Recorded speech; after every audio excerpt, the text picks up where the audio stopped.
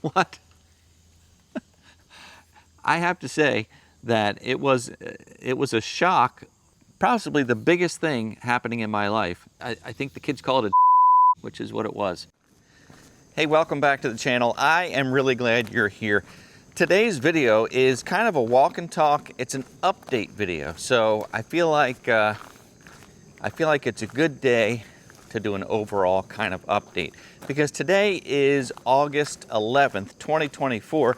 1 year ago today, August 11th, 2023, was my last day at my job.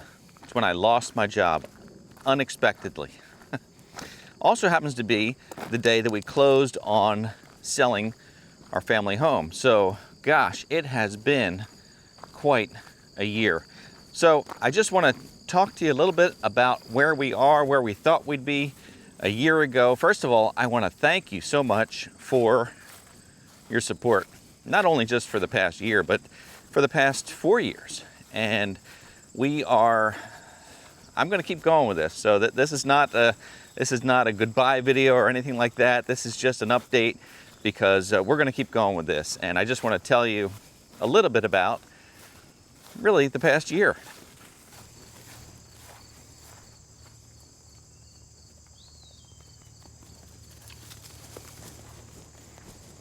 Gosh, it is beautiful back here. I just love being back here in the woods. Today is probably the nicest day we've had since early summer. The humidity has dropped, the temperature has dropped. It is just perfect.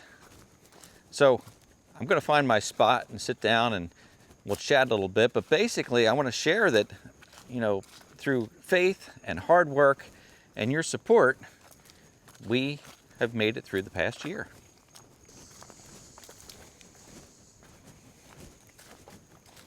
So about a year ago, I sat in this exact spot on these pine logs, and I shared with you that I lost my job.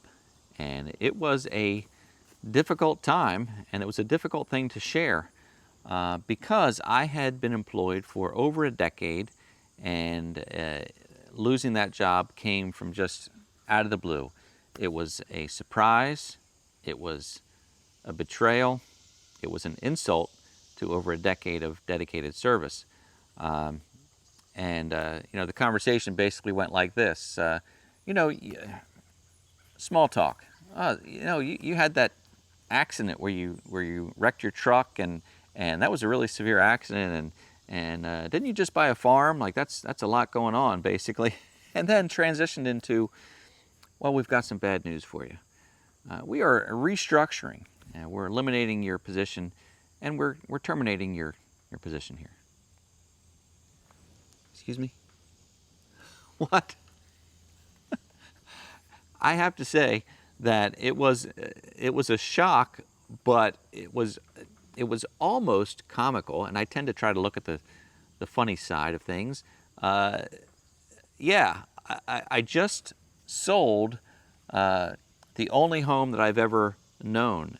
Very difficult situation. The house that I grew up in, the house that my parents built 65 years ago on land that my great-grandparents bought 100 years ago. We made the decision to sell the family home and buy this beautiful 33-acre farm, which was a dream come true. But that doesn't mean it wasn't a hard decision to make. So, possibly the biggest thing happening in my life, and then you drop this on top of that, and it was almost comical. Actually, it was a good thing. I'm not giving credit for losing my job. The timing was good, because had I gotten this news 6 months earlier, we probably would have said, there's no way we can do all this, sell our house, buy a farm, take that chance. We just can't do it. So the fact that it happened right in the midst of all that was probably good. My last day of work, August 11th, was also the very day that we closed on selling the other house. So, you just kind of have to laugh. Now, the day that I found out I was losing my job, I was driving home, and I called Ann first, of course, and I was pretty emotional. You can imagine that's a big hit after a decade. And she was amazing. You know, she didn't miss a beat and said, you know what? She said, this is going to be a gift. She said, you've been working on this YouTube channel, this social media business, and she said, you are great at it, and let's do that. Let's do that for a year and see what we can do. Just so amazingly supportive. Now, when I left the company, you know, I'm not an angry guy, and sometimes I wish I had a little more anger inside of me. Sometimes my family wishes I would get a little more angry, but I just don't. I'm just pretty low key. I don't like to make waves, and my goal was to not burn bridges. I'm a firm believer in not burning bridges, because you never know what opportunities are going to come forward in the future. You never know how you're going to run across people. So I don't like to burn bridges.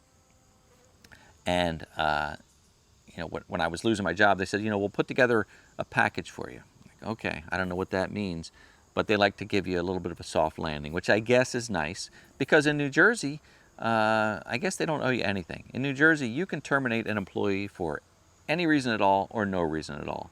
So I thought, okay, I need to get out of here as safely as I can for my family, for myself, so I negotiated as best I could a package. It was not enough. I guess it was generous, because they don't have to give you anything, but it carried us through for a few months, and that gave us a little bit of breathing room to say, all right, let's at least get moved into the farmhouse, get situated here, and kind of reevaluate. And we decided, you know, let's do this for a year. We looked at our financials and said, we can do this, because YouTube is earning some income. So it wasn't like starting at zero, and that's what we decided to do. So in that past year, we have doubled our subscriber base, thanks to you. 25,000 to 50,000 just last week or the week before. So subscriber base has doubled, and I am so thankful that you come back week after week and watch episodes and support us, because that is how you support us, just by watching videos. YouTube is monetized, so I receive ad revenue, a portion of ad revenue. So when you see those commercials at the beginning of the YouTube video or midway through, you know, those are paid ads, and we get a percentage of that. So that is helpful, and that makes it a viable business. I'm also releasing videos on Facebook, Instagram, TikTok. So it's a whole social media platform, basically. And again, 50,000 subscribers on YouTube. We've got over 13,000 followers on Facebook, almost 9,000 on TikTok, and still under 1,000 on Instagram, but I don't do too much on there as well. And not monetized on TikTok, Instagram. Yeah, not monetized on those too. So Facebook, yes. YouTube, yes. And it's not a whole lot, I'll tell you that. It's less than a penny per view on YouTube when you think about that, and it's way less than a penny per view on Facebook. So you can do the math on that, and you can see that you know, a video might make $5 or $10, and that's a lot of work for $5 or $10. But I'm not complaining, because I do this because I like to do it. But I do have to make a living. So in addition to creating content, I've had yard sales. I've sold things on eBay and Marketplace.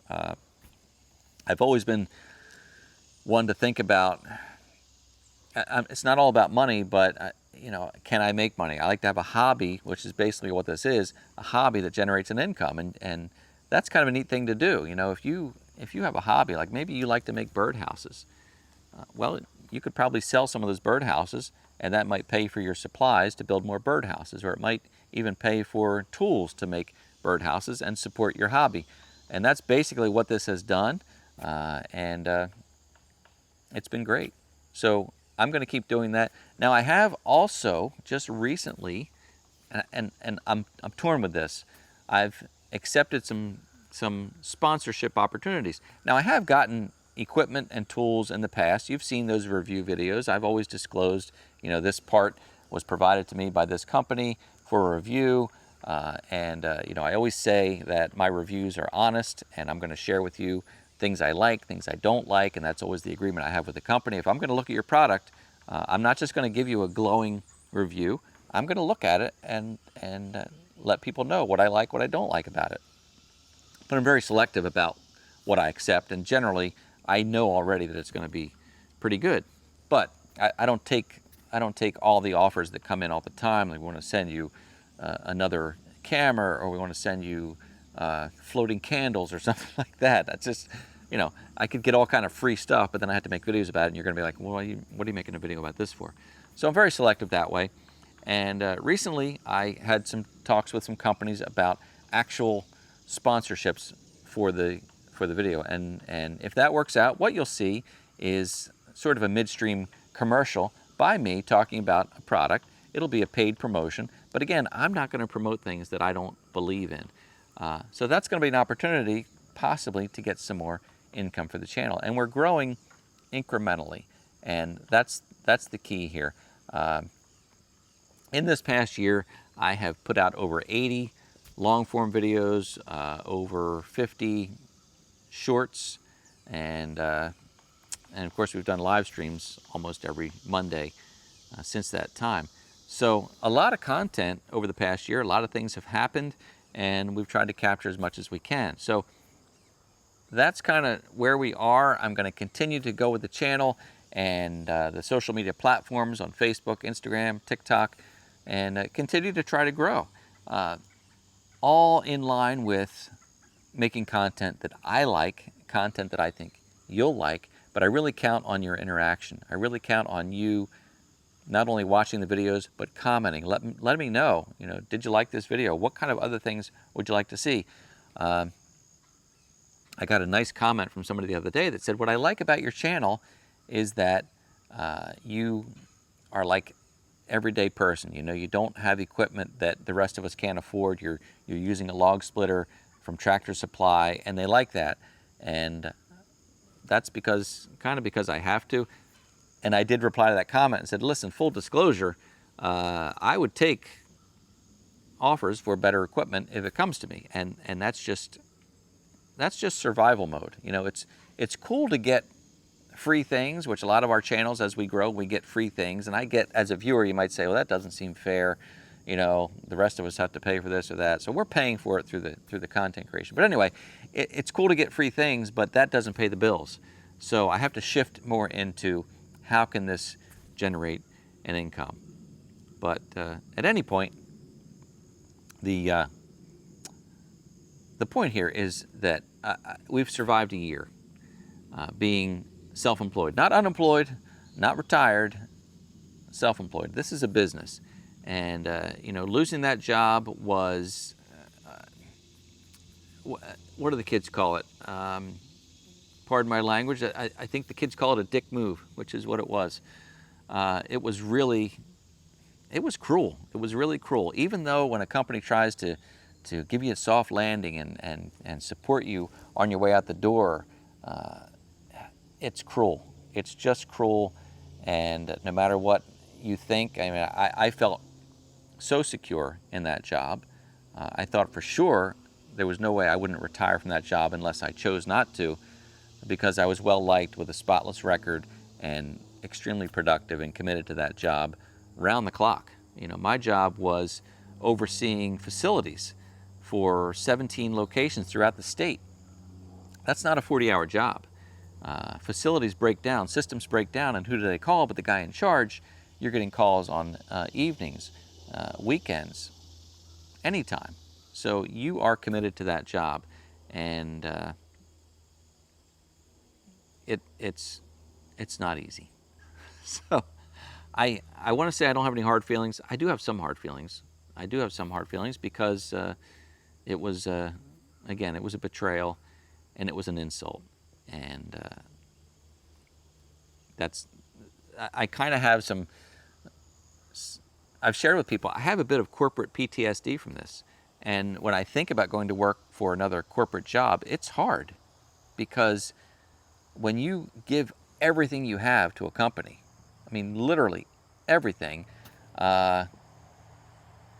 and then you get not literally, metaphorically stabbed in the back. It's tough. It's tough. So I'm happy to be here. I love being here in the quiet, in the woods, on the farm, doing things. Keep putting out content is my plan. Sorry for rambling here, but I really felt like I owed you an update, and this is really a celebration that we've made it through a year, and we're going to keep going. So I appreciate you being here so much. There are probably a lot more things I'd like to say, but I'm kind of going off the cuff here, and I don't know what else to say without rambling on. Just thank you. It's all about you, and it's a thank you. So thanks for being here. By the way, as I always say, if you like this video, please give it a thumbs up. If you've not yet subscribed to the channel, I invite you to join us. Follow us on this journey. It's kind of a life journey. So thanks for being here. As always, I really do look forward to seeing you next time.